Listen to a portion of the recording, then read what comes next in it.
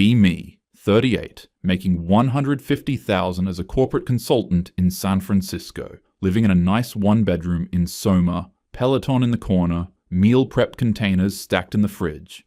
I have my shit together. It's Sunday evening, I'm doing my weekly routine, laundry, meal prep, reviewing my calendar for the week, when Mom calls. I almost don't answer because I know what's coming. Honey, did you hear? Jennifer's engaged, my younger sister, 27, dating some youth pastor named Brandon for 6 months. He makes maybe $50,000 and drives a 2015 Honda Civic. That's great, Mom. I'm happy for her. They're thinking a spring wedding. Brandon's family has a beautiful church in Sacramento, and... She goes on for 5 minutes about venues and bridesmaid dresses. Then the pivot I knew was coming. So, honey, are you seeing anyone? Not, how's work going? Or, how are you feeling? Straight to relationship status. I'm dating. Just being selective. Well, you know. Her voice gets that careful tone. You're not getting any younger. Maybe you should try one of those professional services. Melissa's daughter used a Matchmaker and she's married now. Had a baby last month. I'm fine, Mom. I'm just saying, if you want children, I have to go. Chicken's burning. I'm not even cooking. After we hang up, I'm annoyed, but she planted a seed. I pull up Hinge, start scrolling through my matches. There's Derek, 52, with 3 kids from 2 marriages. His main photo is a bathroom gym selfie with terrible lighting. His bio says, my kids come first, which I respect, but also, where do I rank? Brian, 44, entrepreneur. Every single photo has someone cropped out. An arm around his waist here, half a woman's face there. His bio mentions his side hustle and grinding. Paul, 48, high school teacher. His profile's actually sweet. He coaches basketball, volunteers with Special Olympics. But he's 5 feet 7 inches, and his photos are all him with teenagers or at school events. Does this man have adult friends? Mike, 41, software engineer at Google. Decent salary, probably. But 6 photos and his kids are in every single one. Being a dad is my greatest achievement. Good for you, Mike. Where's the photo that shows you have a personality outside of parenting? I close the app. When did this happen? 2 years ago, I was matching with doctors, startup founders, tech executives, men with options, men who looked like they took care of themselves. I tell myself it's just a slow week, or the algorithm, or maybe I need to update my photos, but Mum's words are stuck in my head. You're not getting any younger. I pour a glass of wine and Google Best Matchmakers San Francisco. Linda's office is in one of those historic buildings near Union Square. Wood paneling, leather chairs, photos of happy couples covering one entire wall. She's maybe 65, short grey hair, wedding ring, blazer. She's got an iPad and printed intake forms like this is serious business. The consultation starts normal enough. Linda asks what I'm looking for. I'm prepared. I've thought about this extensively. Height-wise, 6'2" minimum. I'm 5 feet 8 inches and I like wearing heels, so proportions matter.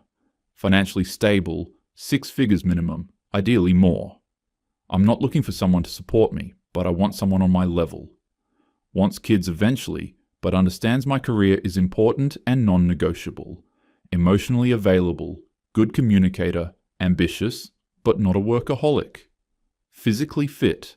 I work out 5 times a week, so I'd like someone who prioritizes health.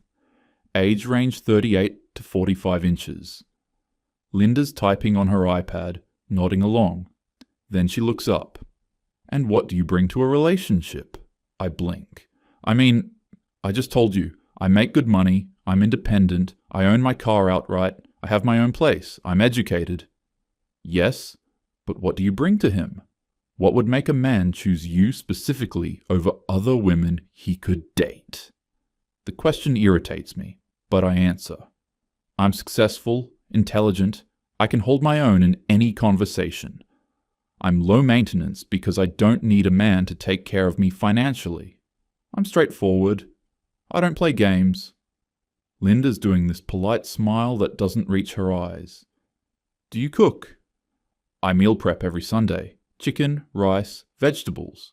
I can cook. When was your last serious relationship? About 2 years ago. How long were you together? 14 months. What happened? I shift in my seat. He wasn't going anywhere. Career-wise, he was comfortable being stagnant, and I need someone with drive. What did he do? Marketing coordinator. Made about $70,000. And how long were you together before you decided he lacked ambition? I mean, it became clear over time, maybe 6 months in, but I gave it a chance. Linda makes a note. And before that relationship? We go through my history. Each answer I give, she asks a follow-up that feels slightly like a trap. The guy before that was too clingy. The one before that had a weird relationship with his mother. The one before that. I can't even remember why we broke up. It just fizzled. Tell me about your hobbies, Linda says. I hike occasionally. Yoga. Well, I have a Peloton. I read, mostly leadership and business books. I like trying new restaurants, checking out the food scene. Do you do these activities with mixed groups? Meet people organically? My friends are mostly coupled up now, or busy with kids. Linda closes her iPad, folds her hands on her desk. Her whole expression shifts from professional pleasantness to something like a doctor about to deliver cancer news. Sarah, I'm going to be direct with you because that's what you're paying for, and I don't believe in wasting people's time or money. Based on what you've told me, your expectations, your approach, your energy, I cannot in good conscience take you on as a client in your current state. My face gets hot. Excuse me? The men you're describing, 6'2" plus, high earners, physically fit, age 38 to 45, wanting children, those men have options, many options. And the reality you need to understand is that they're pursuing and marrying women between 28 and 33, typically. That's... She holds up a hand. I'm not finished. A 40-year-old man with the qualities you listed can date a 29-year-old woman who's more flexible, more nurturing in her presentation, and has a wider fertility window. That's not my opinion. That's market reality, backed by 30 years of data. So what? I should just give up. Except that men my age are shallow and... The men in your actual dating pool. Men in their late 30s and 40s looking for a life partner. They want something you're not currently offering. They want warmth. They want someone who makes them feel appreciated, needed, valued. Not like they're being interviewed for a position that they're probably not qualified for anyway. I start to respond, but she keeps going. Your energy right now is corporate, evaluative, transactional. That works wonderfully in your career, I'm sure. It does not work in dating. Show me your dating profile. My hands are shaking slightly as I pull up Hinge and hand over my phone. She scrolls in silence for a long moment. These photos. They're fine quality, but look at your body language. This one at the wine bar, arms crossed, serious expression. This hiking photo, you're alone, looking at the camera like it's a professional headshot. This one at dinner, you look annoyed. Where's the warmth? Where's the joy? She keeps scrolling. Your prompts. I'm looking for someone who can keep up with me intellectually. My greatest strength is my independence. Don't waste my time if you're not serious about success. Sarah, this reads like a LinkedIn profile with a thread attached. You're not attracting men. You're filtering them out before they even match with you. I'm stating my standards. You're stating demands. Let me show you something. She pulls up her iPad, taps a few things, turns it toward me. It's a database of profiles. These are the men in my network who match your basic criteria. Age 38 to 45, 6 figures and above, 6 feet and taller, want children, Bay Area. There are 23 profiles visible. Now watch. She adjusts a filter. Open to dating women 35 to 40. The number drops to 8. Now let's add never married, no children. It drops to 3. One of these 3 just got engaged last month. Another one is my nephew, and he's been in love with his roommate for 2 years, but won't admit it. So realistically, you have one man in my entire network who meets your stated requirements and would theoretically be in your dating pool. She taps on a profile. Professional photo, attractive guy. Good smile. This is Marcus, 42. Venture capitalist, divorced 8 months ago after his wife's affair. Since joining my service, he's dated 4 women, ages 30, 29, 32, and 31. He's currently serious with the 32-year-old. She's a nurse, wants 4 kids, grew up on a farm in Idaho. Very traditional values. They're talking about getting engaged. I'm staring at the screen, but I don't know what to say. Now let me show you the men who are interested in dating women your age. She swipes to a different screen. The faces are different. Older looking. Softer around the middle. Receding hairlines, reading glasses. This one's 5 feet 9 inches. Engineer at Apple. Makes $160,000. Has a daughter every other weekend. Never remarried after his divorce because he wanted to focus on being present for his kid. This one's 5 feet 11 inches. High school principal. Never married because he was taking care of his mother, who had Alzheimer's. She passed last year, and now he's ready to date. This one's 6 feet 0, financial advisor, 2 teenage sons, loves sailing. They're not what I'm looking for. The words come out harder than I intended. Linda sets down her iPad. Looks at me directly. I know. That's the entire problem, Sarah. What you're looking for doesn't want you. Or more accurately, the current version of you. The one sitting in my office right now with a list of demands and no apparent understanding of what you're actually offering in return. The sentence lands like a slap. She continues, softer now, but no less direct. You have 2 choices. You can adjust your expectations to match reality. Start dating the good men who are actually available and interested. Or you can adjust yourself, your approach, your energy, your presentation, and maybe attract someone closer to what you think you want. But right now, you're bringing a resume to a dance, and nobody wants to dance with a resume. I stand up. My chair scrapes loud against the floor. Thanks for your honesty. Sarah. No, really, very enlightening. I'll think about what you said. I leave before she can respond, before I start crying in front of her. I'm at Blue Bottle 15 minutes later, hands wrapped around an oat milk latte, staring out the window at people passing by. A couple walks past. She's laughing at something he said, tucked under his arm. They look young, happy, easy. I pull out my phone and rage text my group chat. Just paid $500 for a matchmaker to call me undateable. Actual misogyny. She basically said I should lower my standards and be more submissive to attract men. In 2025, Amanda responds in seconds. That's literally internalized misogyny from a woman. Report her. She said I'm too corporate, too independent, that I need to be warmer and nurturing. Amanda, barf. Men are so fragile they can't handle a successful woman. The bar is on the floor and they still limbo under it. Rachel takes longer to respond. She's been married 3 years, has a 1-year-old. Rachel.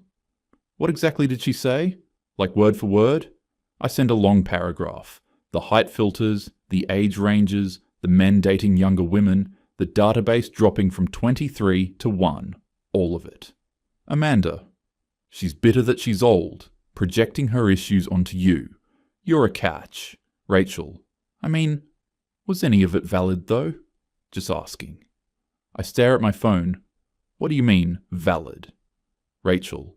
Like, you've been single for 2 years? And you did break up with Jake because he wasn't ambitious enough, but now he's doing really well from what I heard. Sometimes, the matchmakers know the market better than we want to admit.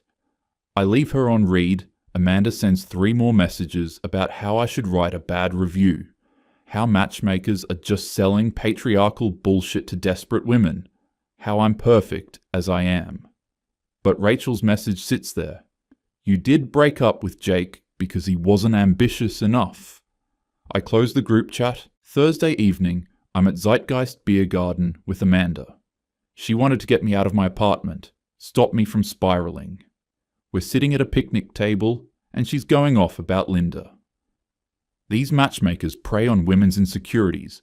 They make you think something's wrong with you, so you'll pay them to fix it. It's a scam. Yeah, I say, but I'm only half listening. You're successful, you're attractive, you have your life together. Any man would be lucky. That's when I see him. Jake, my ex from 5 years ago. The marketing coordinator who lacked ambition. The one who made $68K and was still figuring things out at 33. The one I broke up with because I needed someone more established, more driven, more. He's at a picnic table about 30 feet away with a group of people, and there's a woman next to him. She's young, I'd guess 30, maybe 31. Dark hair in a ponytail, wearing jeans, and a simple green top. She's laughing at something he said, her hand on his forearm. Casual, easy, natural, and on her left hand, catching the evening sun. A ring. Sarah, you okay? I can't look away. Jake looks different. Better. He lost the softness around his middle. His hair's actually styled instead of just existing on his head. He's wearing a fitted button-down that looks expensive. He looks confident, put together, happy. The woman says something and kisses his cheek. He grins, this wide, genuine smile I remember from early in our relationship, back before I started mentioning how his co-workers were getting promoted ahead of him. Is that... Amanda follows my gaze. Yeah. Oh shit, we can leave. No, it's fine. It's a public place. But I'm staring. The woman isn't even that pretty. She's cute, sure, but nothing special. Girl next door type. Basic. She's probably a teacher or a nurse or something simple like that.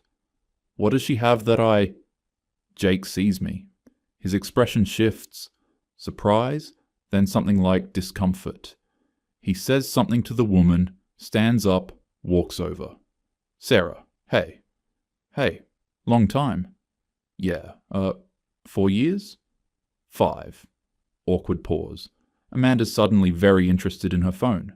How have you been? He asks. Good. Really good. Just got promoted to senior consultant last year. Making 6 figures now. You? Why did I say that? Why did I lead with money? Can't complain. Got promoted to director of marketing about 18 months ago. Actually, He glances back at his table. I'm engaged. That's Emily. Oh, wow. Congratulations. Thanks. We met at my buddy's wedding 2 years ago. She's a second grade teacher. We're getting married in June, up in Napa. A second grade teacher. Making what? 55K? Maybe 60,000 in the Bay Area, if she's lucky. That's really great, Jake. I'm happy for you. Another pause. He shifts his weight, puts his hands in his pockets. You seen anyone?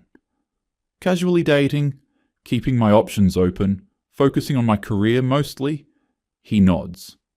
Yeah, that makes sense. You were always really driven. The way he says it, it doesn't sound like a compliment. Well, I should get back. But hey, Sarah, I hope you find what you're looking for. I really do mean that. There's something in his voice. Not bitterness, not smugness, almost pity. He walks back to his table. Emily looks up at him with this open, adoring expression, like he's the most interesting person in the world. He sits down, puts his arm around her shoulders, kisses her temple. She laughs and leans into him, her head on his shoulder. I watch them for another minute, the ease between them, the way she touches his arm when she talks, the way he listens to her, fully present, smiling. When's the last time I touched someone like that? When's the last time I looked at someone like they hung the moon? When's the last time someone looked at me that way? Okay, that was awkward, but also, Amanda leans in, lowers her voice. She's like really young, He probably feels more in control with someone less established and successful. Classic male insecurity. He couldn't handle you. I nod automatically, but I'm thinking about what Linda said. Men want someone who makes them feel appreciated, needed, valued. Emily just laughed at something mundane Jake said and touched his arm. It looked effortless, warm, genuine. When's the last time I was warm? Let's go, I tell Amanda. Back at my apartment, second glass of wine in hand, I'm scrolling through old photos on my phone. I don't know what I'm looking for until I find it. 7 years ago. I'm 31 at my friend's wedding in Napa. I'm wearing a blue dress, actually smiling, not the tight professional smile from my current photos, but a real one. My body language is open, relaxed. I look softer somehow. I remember that night, 3 different guys asked for my number. One was a commercial pilot. Good looking, 6'0", great smile. We texted a few times. He wanted to meet up that week, but I was busy with a work project, and he seemed too eager anyway. I ghosted after a week.